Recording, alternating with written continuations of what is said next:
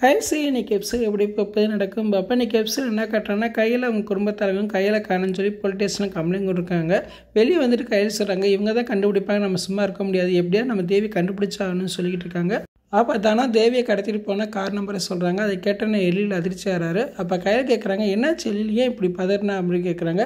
இல்லை அந்த காரை நான் பார்த்தேன், ஏன் ஆட்டோவில் தான் அவங்க மோதுனாங்க அப்படின்னு சொல்கிறாங்க. அது எங்கிட்டு போச்சு அப்படின்னு தெரியுமாங்கிறாங்க. பிறகு அந்த கார் எந்த சைடு போச்சு அந்த சைடு இவங்களும் தேடி போய் பார்க்குற மாதிரி காட்டுறாங்க.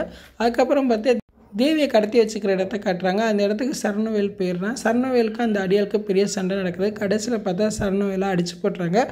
சரணவேலுக்கு தலையில் ஃபுல்லாக அடிபட்டு ரத்தமாக இருக்குது. அவன் ஏன் விடுங்கடா அப்படின்னு சொல்லி கத்துற மாதிரி காட்டுறாங்க.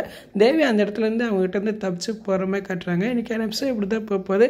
எனக்கு தெரிஞ்ச சரணவேல் தான் தேவியை காப்பாற்றுவான்னு நினைக்கிறேன். அதுக்கப்புறம் சரணவேல் மேலே கையலுக்கு நல்ல அபிப்பிராயம் வரும்னு நினைக்கிறேன். ஃபுல் வீடியோ பார்த்துட்டுலாம் பேசுவோம். இந்த வீடியோ பிடிச்ச வீடியோக்கு லைக் கொடுங்க, மறக்காமல் சப்ஸ்கிரைப் பண்ணுங்கள். தேங்க்யூ.